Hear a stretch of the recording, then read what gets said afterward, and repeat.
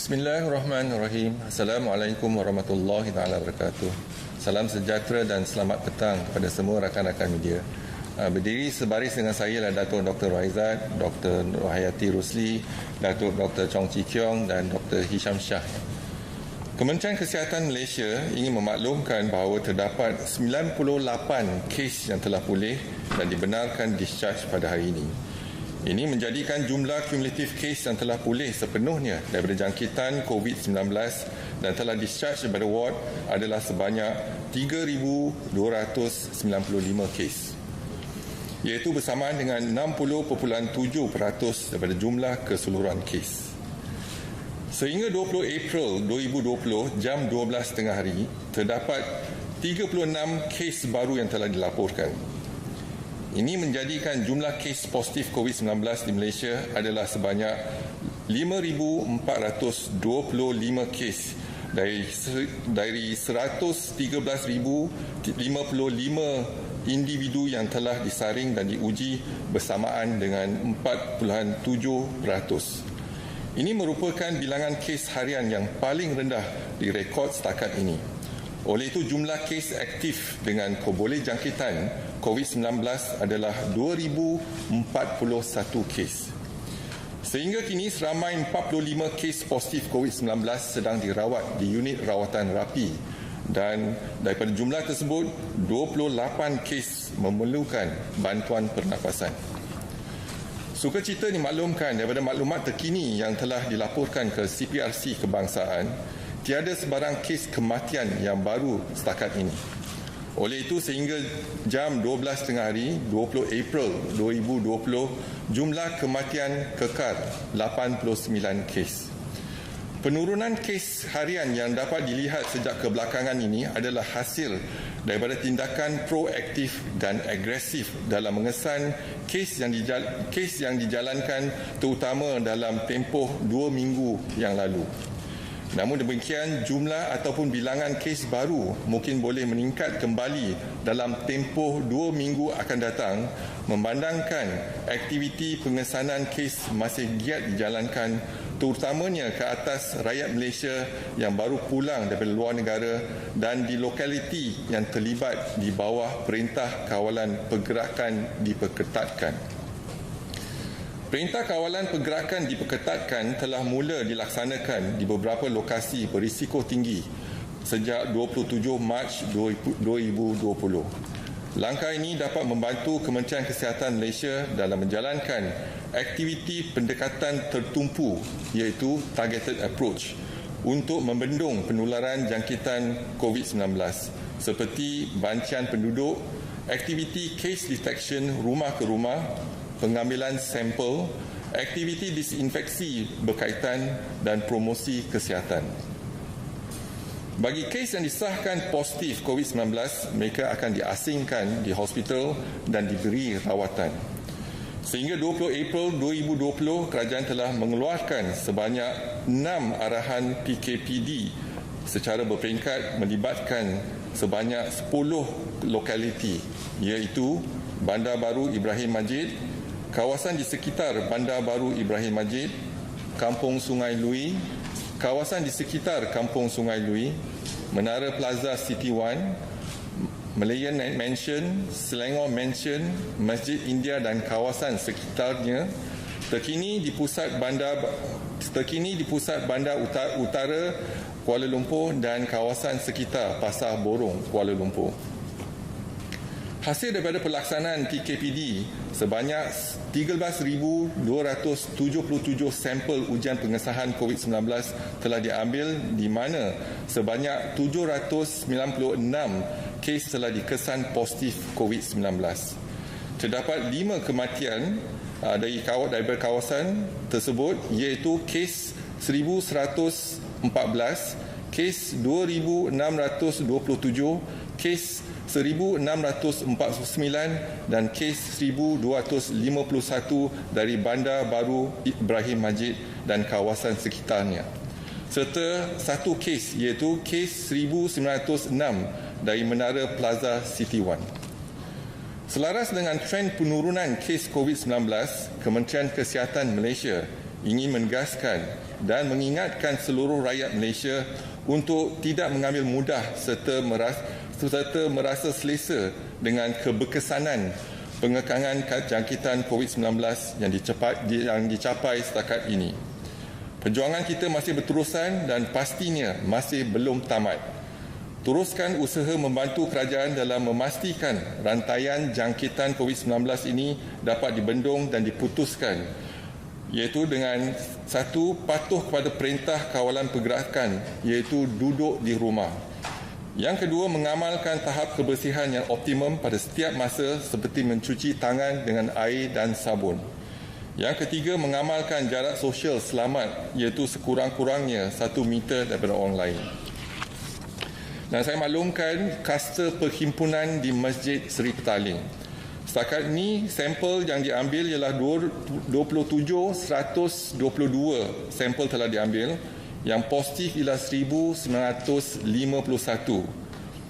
Yang seterusnya telah dikenal pasti di 201 madrasah melibatkan pelajar-pelajar tahfiz dan dikenal pasti 11,360 pelajar tahfiz dan saringan telah dijalankan. Pun begitu 4,296 telah disaring dan diuji, iaitu 37.8%, dan yang positif ialah 280, iaitu bersamaan dengan 6.5%. Dan ingin dimaklumkan, semalam kita melaporkan 84 kes, yang mana 43 kes adalah kes import. Bermakna semalam dalam penularan dalam komuniti adalah 41 kes. 34 kes semalam telah dilaporkan di pusat kuarantin di Melaka dan 9 di pusat kuarantin di Putrajaya. Hari ini kita ada 36 kes di mana 24 ialah penularan di komuniti dan 12 adalah kes import daripada pelajar kita daripada luar negara, iaitu 11 daripada Magetan, Jawa Timur, Indonesia dan seorang daripada United States of America. Dan ingin dimaklumkan kluster yang terbaru iaitu Magetan, Jawa Timur, iaitu ada pertambahan 11 kes menjadikan jumlah kes 54. Kluster persidangan gereja di Sarawak ada pertambahan 3 kes menjadikan jumlah 135 kes. Kluster PUI di Bali, iaitu di Kuantan, ada pertambahan 2 kes menjadikan jumlah 39 kes. Kluster PUI Itali, iaitu di Sarawak, ada pertambahan 1 kes menjadikan jumlah 54 kes. Kluster Sendayan ada pertambahan 1 kes menjadikan jumlah 77 kes. Dan seterusnya, kluster petugas kesihatan Kuching ada pertambahan 1 kes menjadikan jumlah 38 kes. Kluster Pasar Borong ada pertambahan 1 kes menjadikan jumlah 28 kes. Dan kluster yang lain tiada pertambahan, kekal dengan jumlah kes seperti diumumkan semalam. Dan saya buka kepada pertanyaan, kalau ada apa-apa soalan, silakan. Hi, Datuk Raga from TMI. We would like to know how many are affected and infected in the northern KL EMCO area, including Pasar Borong, Kuala Lumpur. Okay, from the early investigation that we have done and from the acute case detection, we noted that 2,064 cases been sampled. And from that sampling, positive is 22 cases plus 1 death in that area. Because of the increase of cases and death, 1 death, 36 years old, a Myanmarese came to our hospital Selayang at the category 4 and have to be intubated later, but succumbed to the disease, the COVID infection. Swab was taken and was confirmed as COVID positive. So we have 22 cases been detected positive out of the sampling of 2,064 cases. So because of that, we need to focus in the location as well as the target group And the target risk, high risk group is basically in Pasar Borong, Kuala Lumpur, and we have taken action to enhance the MCO in that area.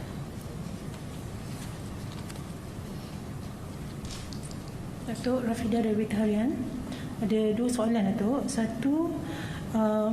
Satu lalu pakar virologi Dr. Sazali Abu Bakar sebelum ni ada menyatakan KKM perlu mengadakan saringan mengesan antibodi terhadap orang awam secara rawak di seluruh negara bagi mengetahui kadar jangkitan COVID dalam komuniti. Adakah KKM akan menasihatkan kerajaan untuk melaksanakan saringan secara rawak ni, dan jika ia dilakukan bagaimana saringan itu akan dilaksanakan? Dan yang kedua, adakah wajar, since kita dah ada kluster dekat Pasar Borong tu, adakah wajar untuk warga asing terutama di kawasan yang dianggap berisiko diwajibkan melakukan kuarantin sendiri berbanding membenarkan mereka keluar bekerja dalam sektor-sektor termasuk pasar dan kilang? Ya, terima kasih atas soalannya. Yang tu saya jawab soalan kedua dulu. Yang warga asing yang berisiko, kita nasihatkan mereka untuk tampil ke depan ke klinik kesihatan dan untuk menjalankan saringan dan ujian. Iaitu yang kalau warga asing yang berisiko tinggi. Dan sekarang ni aktiviti kita di Pasar Borong Kuala Lumpur ialah aktiviti setempat, iaitu tertumpu targeted approach di Pasar Borong Kuala Lumpur. Dan kita harap kita dapat saring lebih ramai, dan kita pun belajar daripada negara jiran kita supaya tindakan dipercepatkan supaya kita dapat mengawal penularan kes yang positif di kalangan warga negara bukan warga negara di Malaysia. Yang soalan kedua tu, kalau kita lihat memang kita sekarang ni ada taburan cumulative case yang zon merah, zon hijau dan sebagainya. Jadi zon merah kita memang kita sedang mempertimbangkan untuk menjalankan kajian ataupun melihat kepada antibody di kawasan setempat, contohnya di zon merah. Jadi kalau mereka terdedah kepada virus tersebut, maka dalam tempoh seminggu akan terbina dia antibody, iaitu IgM dengan IgG. Dan kalau kita lihat, kita nak tahu berapa ramai di zon merah contohnya yang telah dijangkiti tetapi tidak dikesan contohnya lah.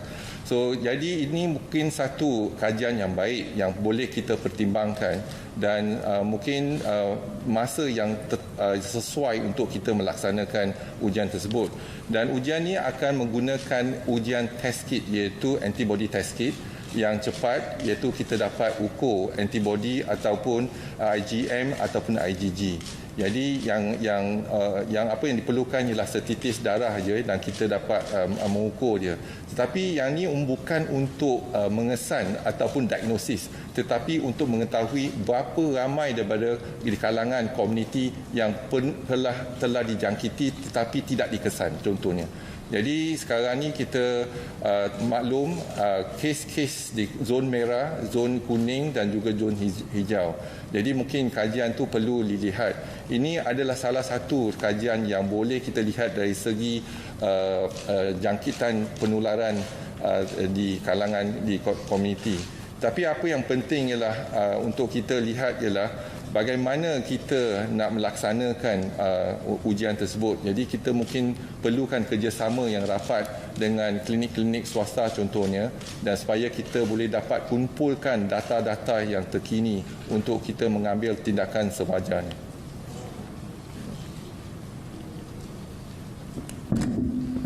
Datuk Wan Zarul Azri daripada Minda Prima. Datuk, kalau kita lihat nak dapat pengesahan daripada Kementerian Kesihatan, ada tak Kementerian Kesihatan mengeluarkan arahan supaya Pasar Borong Kuala Lumpur ditutup sementara sehingga 24 April, sehingga sebab difahamkan pada sidang media Menteri Kanan Kluster Keselamatan tadi memberitahu Pasar Borong tersebut tidak ditutup. Jadi minta komen daripada KKM. Jadi kita memberi nasihat dan juga kerjasama dengan MKN. Jadi apa yang telah diumumkan tu memang kita ikut arahan daripada Menteri Yang Berhormat Datuk Seri Johan Sabri lah yang tu. Tapi Kementerian Kesihatan kita tidak keluarkan sebarang arahan. Sebab tindakan tu ialah tindakan MKN. Datuk, saya Bakia daripada Bernama. Mungkin warga asing yang dah tamat permit atau tamat tempoh, mungkin nasihat kepada Datuk mengenai untuk saringan. Lagi satu, betul ke ICU di Hospital Sultanah Bayer dah ditutup sebab tiada lagi kes di Kedah? Yang soalan kedua memang betul, ICU bila tak ada pesakit COVID, jadi kita bukan tutup tapi tak gunakan. Jadi kalau ada pesakit kita akan gunakan semula. Jadi memang kes-kes kita dapati dah berkurangan. Jadi penggunaan ICU dan juga mereka yang perlukan bantuan pernafasan pun dah berkurangan. Tetapi di utara, Perlis, Kedah, Pulau Pinang, kes pun dah berkurangan. Jadi itu satu pencapaian kita kalau kita dapat mengurangkan pesakit masuk ke ICU. Yang kedua, untuk mereka warga negara yang telah bukan warga negara tetapi PAS lawatan ataupun PAS kerja telah tamat, walau bagaimanapun Kementerian Kesihatan syorkan mereka tampil ke depan untuk kita melaksanakan saringan. Itu yang penting. Jadi fokus utama di Kementerian Kesihatan ialah pastikan mereka tidak dijangkiti ataupun menjangkiti orang lain. Jadi pastinya kita perlu melaksanakan ujian untuk mereka. Tadi saya ada maklumkan yang kita laksanakan di Pasar Borong ialah 2,064 sampel, tapi keputusan sekarang ni yang terkini ialah yang positif 28 kes termasuk 1 kematian. Semalam ialah 20 kes, tetapi hari ini ialah 28 kes termasuk 1 kematian. Datuk Joseph from The Star. We are about 1 week away from the end of the third phase of the MCO, April 28th. So we've seen some improvements, especially in the northern states. So what sort of exit strategy is MOH going to plan, as well as maybe the next, if we were to extend the MCO, maybe the next phase we'll see green areas with less restrictions and more on the red zone areas. What's your comment? Thank you. So thank you for the question. And first and foremost, I think I am going to say this again. The war has not been won yet. So, and neither have we have lost, but we have made a significant improvement in terms of reducing the cases. So we need to continue to do what we did in MCO 1 and 2, and hopefully by doing so we can bring down the figure. Today is 36 cases, among the lowest, but we want to see a single digit. Maybe we can achieve the single digit within 1 week. But nonetheless, I think all of us need to work together and make sure that we continue to stay at home, for example. Even if we have actually removed the MCO, our advice to the people is to stay at home unless you have to get out of the house. But stay at home, that is the principle. And if you can stay at home and you can help us to break the chain of transmission of COVID-19. And the exit strategy, definitely we are looking into exit strategy, but the planning, we are planning now and looking into how we can mitigate the situation so that when we start in terms of probably it must be a soft landing in terms of looking in the next 2 weeks, and then slowly in the next 2 weeks, how can we slowly but surely make sure that we can actually return back to not the norm, the new norm, return back to a new norm for us to make sure that we can continue to stop this or to break the chain of the COVID transmission. So that is important. And we may take some time, maybe 3 months, maybe 6 months. Our policy must change in terms of looking into no public gathering, for example, and social distancing, and continuously to remind our public to wash their hands. And also, more importantly, is to stay at home if you do not have any business out in the public. Datuk Tuan Mukhairah daripada Sinar Harian. Saya ada satu soalan. Kita lihat Lebah Pantai masih lagi juara dalam bilangan kes tertinggi dengan 343 kes positif, berbanding dengan bahagian utara Kuala Lumpur iaitu 21 kes. Kenapa masih tiada lagi tindakan PKPD di kawasan ini? Terima kasih. Okey, kalau kita lihat di Lembah Pantai, PKPD telah dilaksanakan. Jadi kita lihat Lembah Pantai termasuk One City Condo, Selangor Mansion, Malayan Mansion dan kawasan Masjid India tu, kawasan tu ialah kawasan Lembah Pantai. Jadi tindakan telah diambil dan apa yang pasti kalau kita lihat ialah kepadatan penduduk di kawasan Lembah Pantai itu tinggi kalau dibandingkan di kawasan-kawasan yang lain. Jadi apa yang kita harus laksanakan ialah untuk kita mengesan kes-kes yang positif dan pastikan tak ada kluster yang baru terjadi dalam kalangan kumpulan-kumpulan yang baru. Jadi kita masih mengambilkan tindakan positif dan saya juga ingin mengambil kesempatan ini untuk mengucapkan terima kasih kepada barisan hadapan sama ada kesihatan, PDRM, immigration dan juga angkatan tentera dan mereka yang telah tampil ke depan untuk membantu kita, contohnya NGO dan sebagainya. Itu perlu. Sekarang ni kejayaan hari ini adalah hasil daripada barisan hadapan dan juga perancangan yang rapi, bagaimana kita dapat melaksanakan perancangan ini dengan cepat dan tepat. Jadi kalau sekarang ni kita lihat hasil hari ini ialah daripada perancangan kita 2 minggu dan 4 minggu kebelakangan. Jadi apa yang pasti ialah dalam tempoh 2 minggu lagi, apa yang kita rancangkan hari ini akan kita lihat hasilnya dalam tempoh 2 minggu lagi. Jadi inilah sebab penting untuk rakyat Malaysia sama-sama dengan Kementerian Kesihatan untuk kita menjayakan untuk memutuskan rantaian jangkitan COVID-19 ni.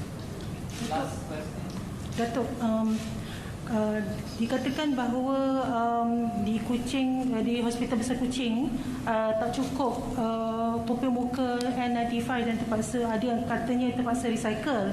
Dan satu lagi, kenapa recovery rate di hospital ni untuk kluster hospital ni nampak macam sedikit slow? Jadi kalau kita lihat dari segi PPE iaitu N95 dikhaskan untuk warga Kementerian Kesihatan ataupun barisan hadapan yang berdepan dengan pesakit, contohnya di ICU dan juga di ward-ward COVID. Yang bukan di ward-ward COVID, mereka boleh gunakan 3-ply mask. Jadi kita tak ada masalah dengan 3-ply mask, tetapi dengan N95 kita kena berjimat untuk mereka yang perlukan N95 di ward ICU dan juga di ward ataupun di ICU. Tetapi kalau kita tak ada N95 pun, kita boleh gunakan face shield dan 3-ply mask untuk mereka yang bekerja di klinik dan sebagainya. Jadi masalah ni kita memang masalah penggunaan, kita akan lihat dan juga kita akan agihkan N95 yang kita ada di pusat ke Kuching dan juga di Sabah dan Sarawak. Okay, last dari RPM. Datuk, recovery rate pun kenapa lebih slow? Recovery rate kalau kita lihatkan mungkin ada kaitan dengan mereka datang ke klinik ataupun the hospital pada peringkat yang lewat, yang itu pertama. Yang kedua, mereka yang terlibat juga usia mereka. Kalau usia mereka lebih daripada 60 tahun, jadi recovery rate pun lambat. Dan juga yang faktor yang ketiga ialah kalau mereka ada comorbidity, ada penyakit kencing manis, darah tinggi dan sebagainya, recovery rate pun lambat. Jadi kita lihat pada kohort pesakit tersebut. Datuk Seri Andy Rizal RTM, Datuk terus menerus bercakap bahawa kita masih lagi berperang, perang ini masih berterusan. Cumanya pada waktu bila ataupun pada situasi bagaimana kita boleh katakan bahawa perang ini sudah habis? Adakah WHO telah menetapkan satu indikator yang jelas, mungkin kadar kes baru sifar atau bagaimana? Terima kasih. WHO jangkakan kita mungkin terpaksa berperang sehingga tahun depan. Jadi masalah dia sekarang ni ialah bagaimana kita kena rancangkan strategi kita sampai tahun depan. Dan apa yang penting sekarang ni kita kurangkan kes, tetapi kita tak dapat tamatkan kes. Jadi mungkin akan terjadi dalam kluster ataupun kes-kes terpencil, 1-2 kes itu sporadic cases. Hari ini kita lihat selain daripada kita melaksanakan antibody yang dicadangkan untuk komuniti, kita juga pantau dari segi surveillance kita di komuniti iaitu kes-kes yang Aili dengan Sari. Kalau kes-kes Aili dan Sari bertambah, maksud dia virus tu masih ada dalam komuniti. Tetapi sekarang ni kita lihat kes-kes Aili dan Sari pun semakin berkurangan. Jadi kalau berkurangan, itu satu indikasi yang baik untuk kita melaksanakan ataupun merancang untuk tindakan kita untuk masa depan. Tapi apa yang kita sedang lihat sekarang ni, daripada kes-kes yang telah kita kaji, kita kena lihat kepada bagaimana kita dapat mengambil tindakan yang sewajarnya untuk kita selepas kalau MCO telah ditamatkan. Jadi mungkin kita kena lihat aktiviti kita berbeza, cara kelaziman kita pun dah berbeza selagi kita tak ada vaksin lagi. Kalau kita dah ada vaksin yang berkesan, maka setiap daripada kita akan dapatkan vaksin tersebut dan mungkin kita dapat pertahankan diri daripada jangkitan COVID-19. Hari ini kita tak ada vaksin lagi. Banyak kajian telah dilaksanakan dan kita harap kita akan jumpa vaksin dalam tempoh yang terdekat. Biasanya untuk kajian vaksin mengambil masa lebih kurang setahun setengah. Jadi sebelum kita dapat vaksin tersebut di pasaran. Jadi inilah satu harapan. Selagi kita tak ada vaksin, kita kena gunakan kaedah kesihatan awam, iaitu pencegahan lebih baik daripada rawatan. Dan pencegahan tu maksud dia cara kelaziman kita hidup, tingkah laku kita kena ubah. Walaupun kita dah tak ada PKP contohnya. Jadi kita kena lihat bagaimana kita dapat laksanakan strategi ataupun dikatakan exit strategi yang dapat mengawal dan membendung penularan COVID-19 ni. Thank you. Okey, terima kasih.